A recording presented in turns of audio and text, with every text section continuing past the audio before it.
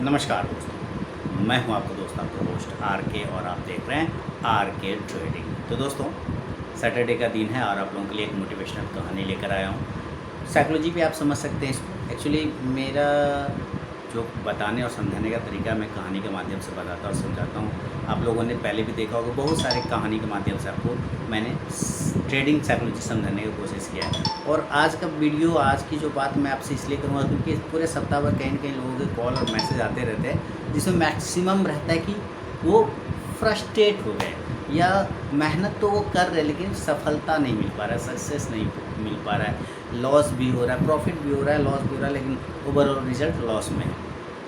इस तरह के बहुत सारे क्वेश्चंस आते हैं। तो आई होप आप भी कहीं ना कहीं, अगर में से कोई लोग ऐसे हों कि जिनको प्रॉफिट तो हो रहा है लेकिन लॉस अभी भी इससे ज़्यादा है, या सफल नहीं हो पा रहे, तो मैं आपको अब्दुल कलाम जी की कहानी सुनाऊंगा। देखिए, अब्दुल कलाम जी के बारे में बात करने के लिए मैं तो बहुत छोटा आदमी हूँ, लेकिन फिर भी कुछ चीज़ें ऐसी होती है जो कहीं ना कहीं आपको सीखना और समझना के लिए आपको किसी के जीवन को समझना होता है। तो अब्दुल कलाम जी जब साइंटिस्ट नहीं बने थे, वो आर्मी की तैयारी कर रहे थे, ठीक है ना, माने सेना में ज्वाइनिंग की तैयारी कर रहे थे। अगर आप उनका बायोग्राफी पढ़ेंगे तो वो तैयारी कर रहे थे। उनके पास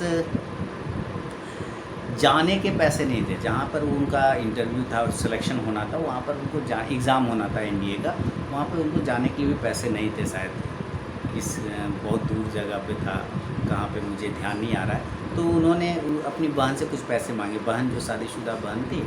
तो उन्होंने क्या किया, उनकी बहन ने अपने जेवर बेच के उनको पैसे दे दिए, गिरवी रख के, ठीक है, गिरवी रख के पैसे दिए। लेकिन वो टिकट जो हुआ ना, जो पैसा हुआ, वो एक ही साइड का जाने का बना, एक ही साइड का, आने का भी नहीं था। तो अब्दुल कलाम जी ने अपनी सिस्टर से कहा कि कोई बात नहीं दीदी, मैं वहाँ जाऊँगा, सिलेक्शन 200% संभव है मेरा हो जाएगा, और जब मेरा हो जाएगा एनडीए में नौकरी, तो मैं फिर आपका जो है जेवर छुड़ा दूँगा। तो जाने दिया, ठीक है। वहाँ गए तो उनका सिलेक्शन नहीं हुआ, वो फ्रस्ट्रेशन में चले गए, सिलेक्शन नहीं हुआ कि अब तो जीवन व्यर्थ हो गया भाई, वापस जाने तक का पैसा नहीं, क्या करें। तो उधर से ही वो ऋषिकेश की तरफ चले गए, है ना। ऋषिकेश जब अगर आप कभी घूमने जाएंगे, है ना, उत्तराखंड में, है ना, तो उधर जो है उस जगह पर एक शिवानंद पहाड़ी है। शिवानंद पहाड़ी, वहाँ पे शिवानंद स्वामी जी का आश्रम है, उन्हीं के नाम पे उस पहाड़ी का नाम रखा गया है, शिवानंद पहाड़ी। तो वो उस पहाड़ी के चोटी पे चले गए सुसाइड करने के लिए, आत्महत्या करने के लिए। तो जीवन तो बेकार हो गया, फेल हो गए, अब क्या है, आत्महत्या करनी। और वो विचार कर ही रहे थे कि तभी शिवानंद स्वामी, उस वक्त जीवित थे, शिवानंद स्वामी उधर अपना शाम के वक्त टहलने के लिए निकले हुए थे। तो शिवानंद जी ने देखा कि नवयुवक पहाड़ की चोटी पे खड़ा क्या कर रहा है भाई, थोड़ा विचलित सा लग रहा है। तो शिवानंद जी ने उनको बुलाया कि इधर आओ। इधर वो आए, बोले कि क्या बात है, क्या परेशान हो रहे हो। तो उन्होंने कहा कि ऐसा है महात्मा जी कि मैं परेशान हूँ, एग्ज़ाम देने गया था, एनडीए का फेल हो गया, बहन का जेवर भी गिरवी रखा था, सब कुछ बर्बाद हो गया, अब क्या फ़ायदा, क्या ज़िंदगी का रहा है। अब सोचिए, एक मुसलमान व्यक्ति और एक हिंदू साधु, है ना, ये बातें आज के संदर्भ में अगर जो राजनीति की बात करते हैं, उनको समझ में, सोचने में थोड़ा सा विचार लगेगा, अरे ऐसे को, ये तो दोनों को लड़ाने वाला धंधा होना चाहिए, ये तो दोनों प्यार मोहब्बत की बात कैसे कर रहे हैं। लेकिन हकीकत यही है ना। तो सबके अंदर एक मानवता का भाव होना चाहिए, हर एक अंदर। तो उन्होंने अपनी समस्या बताया, और अब्दुल कलाम जी को हम लोग आज सारे भारतवासी, सारे विश्व के लोग सर झुका कर प्रणाम करते हैं। कोई एक व्यक्ति, अगर मैं नाम पूछूं आप लोगों से कि कौन सा एक व्यक्ति है जो सारे धर्मों से ऊपर उठ के, जिनको हम सब प्यार करते हैं, तो वो अब्दुल कलाम जी का नाम आएगा। चाहे वो हिंदू वर्ग से रहे, कि मुस्लिम वर्ग से रहे, कि सिख वर्ग से रहे, कि ईसाई से, है ना, वो हर एक धर्मों के लोगों के प्रिय हैं अब्दुल कलाम। तो अब बात आता है वहाँ पे कि जहाँ पे वो फ्रस्ट्रेट हो गए थे, तो अब्दुल कलाम जी ने स्वामी जी को समस्या बताया कि जीवन व्यर्थ है स्वामी जी, क्या करेंगे, जी करके सब बर्बाद हो गया, लाइफ ये वो ख़त्म हो गया। तो स्वामी जी बोले, अरे क्या बात करते हो, जानते हो तुम्हारा सिलेक्शन क्यों नहीं हुआ। तो अब्दुल कलाम जी ने सोचा, अरे इनको मालूम है। बोला, स्वामी जी बताइए क्यों नहीं हुआ। क्योंकि तुम किसी और कार्य के लिए बने हो, तुम किसी और इससे भी बड़े महान कार्य के लिए बने हो, जिसकी वजह से तुम्हारा सिलेक्शन वहाँ नहीं हुआ है। बस तुमको धैर्य रखना होगा, बस तुमको पेशेंस रखना होगा, और अपने लक्ष्य की तरफ में बने रहना होगा। तुम आज रात यहीं रुक जाओ आश्रम में, खाओ पियो, सुबह हमसे पैसे लेके घर चले जाना, और जो है टिकट का पैसा लेके और वहाँ पे जाके अपने घर में तैयारी वगैरह फिर से करते। और उसके बाद तो अब्दुल कलाम जी को आप जानते ही क्या बनते है ना।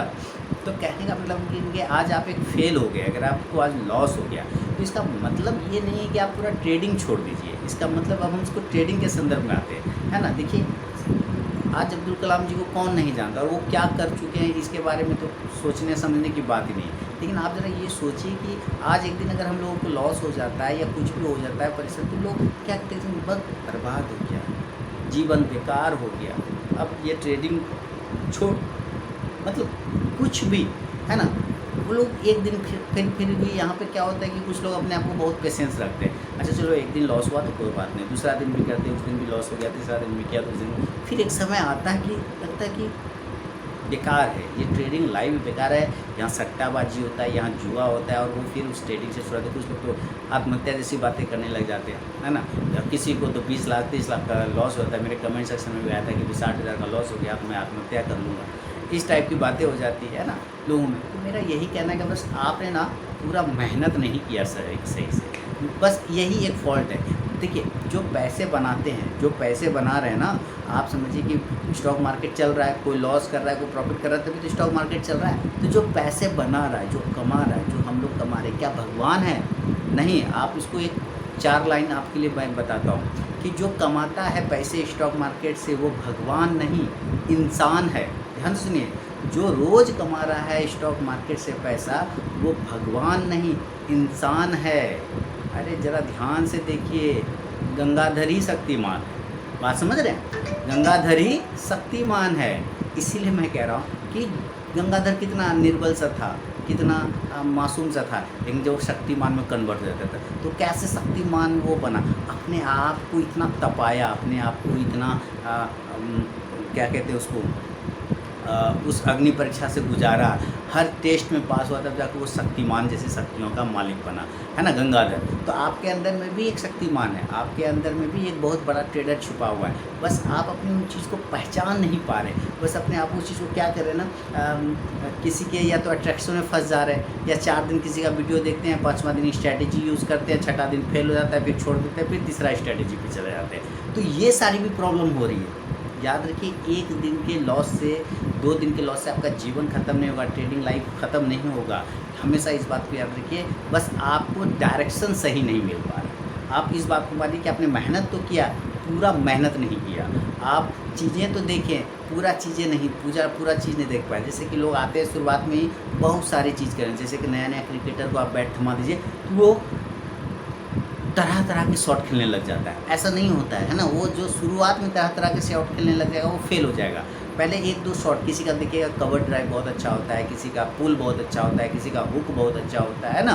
तो इस तरह के, किसी का लेग कट बहुत अच्छा होता है। तो इस तरह का, जैसे दादा का यानी कि सौरभ गांगुली जी का मैं बात करूँ तो वो ऑफ साइड के भगवान में कहा जाता है कि ऑफ साइड का देवता है वो, ऑफ साइड में उनका बहुत स्ट्रॉन्ग था, तो उनका स्ट्रेंथ है, उन्होंने उस जगह पर फोकस किया।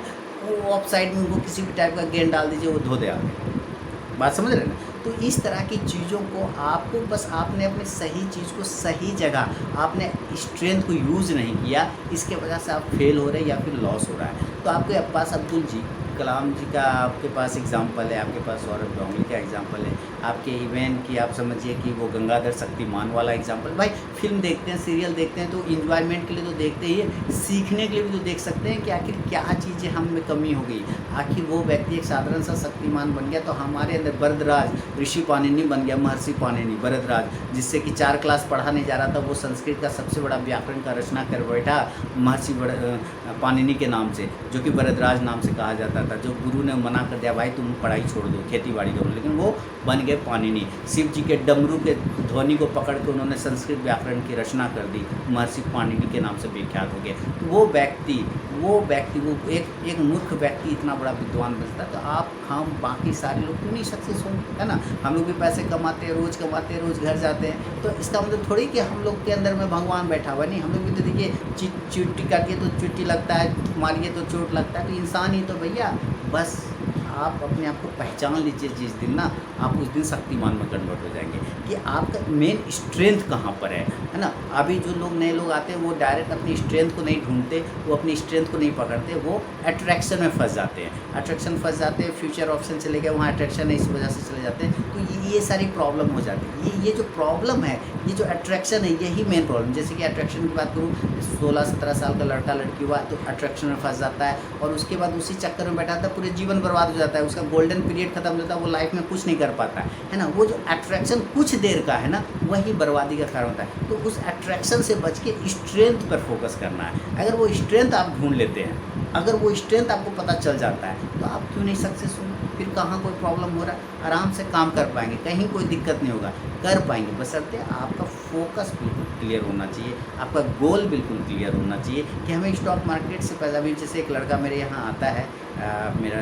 रिलेटिव भी है, मैंने पहले भी उसके बारे में आप लोगों को बताया हुआ। तो उसको मैंने 200 का टारगेट दिया, 10,000 रुपया लेके आया है और कहता है कि मुझे इस 10,000 से कमाना है। मैं कहता हूँ 200 रुपया लेना है तुमको 10,000 में, 200 रुपया देना भी है तो 200 रुपया लेना भी है। ज़्यादा से ज़्यादा कोशिश करना है कि 100 रुपया देना है, 200 रुपया लेना है। तो 10,000 पे 200 रुपया आपको बहुत डेली का बोल रहा हूँ, तो 10,000 पे 200 रुपया आपको बहुत हल्का लग रहा होगा कि 200 रुपया में क्या होगा। लेकिन आप अगर ध्यान से देखें तो 10,000 में 2% वो लेके जा रहा है। और अगर इस तरह से 20 दिन भी सक्सेस कर जाता है तो 40% लेके चला जाएगा। और अगर 40% में 10% लॉस भी हो गया तो 30% जेब में रहेगा। तो 10,000 में 3,000 प्रॉफिट बन जाएगा। बैंक में अगर 10,000 रुपये वो रख देगा तो 50% देगा साल भर में। बात समझिए, 50% देगा, बहुत हुआ तो 500 टका देगा। 5% ही तो देता है ना, 5% ही देता है, तो 500 टका देगा साल भर में। यहाँ महीने में उसको अगर 3,000 बन रहा है तो क्या दिक्कत है। तो इस हिसाब से आप पहले ना अपने स्ट्रेंथ को पकड़िए, ताकत कहाँ पे उसको ढूंढिए। उस चीज़ को जब आप ढूंढ लेते हैं, समझ लेते हैं और उसी के ऊपर फोकस करके चलते हैं ना, तभी आप सक्सेस कर पाते हैं दोस्तों। तो बहुत सारे एग्जाम्पल, परवीन तांबे जी का एग्जाम्पल है आपके सामने में। अब परवीन तांबे कौन है, मैंने सुनाया भी था कहानी। IPL जब 2008 में हुआ था ना, तो उस वक्त परवीन तांबे जी आए थे, बहुत उम्रदराज क्रिकेटर थे। उस समय उन्होंने क्रिकेट में सफलता हासिल किया जब रिटायरमेंट का लाइफ रहता है। राहुल द्रविड़ जी ने उनको ढूंढ के निकाला और जाके फिर वो देखिए IPL उनका कैरियर, परवीन तांबे जी कितना स्ट्रगल किया पूरी लाइफ उन्होंने और अंत में बहुत सक्सेस की। तो आप परवीन तांबे जी से भी सीख सकते हैं। सारे ह्यूमन हैं, भगवान कोई नहीं है, बस वो कर गुजरते हैं कुछ ऐसा कि उनको लोग भगवान या फिर एक सफलता के तरफ में लोग उसको एग्जाम्पल देने लग जाते हैं, है ना। तो इस वजह से, क्योंकि उन्होंने अपनी स्ट्रेंथ को पकड़ा, फोकस रखा कि मुझे यही करना है, मुझे यही करना है। सचिन तेंदुलकर का एग्ज़ाम देख लीजिए, मैट्रिक फेल है ना, बोर्ड पास नहीं हुआ बच्चे से, लेकिन वो जब जिस बोर्ड से वो फेल हुआ, उसी बोर्ड में उसका चैप्टर पढ़ाया जाता है सचिन तेंदुलकर का। अब आप समझिए, तो ये सारी चीज़ें अपनी स्ट्रेंथ पे फोकस करने और अपने ध्येय को, अपने लक्ष्य को पकड़ के चलने से होता है।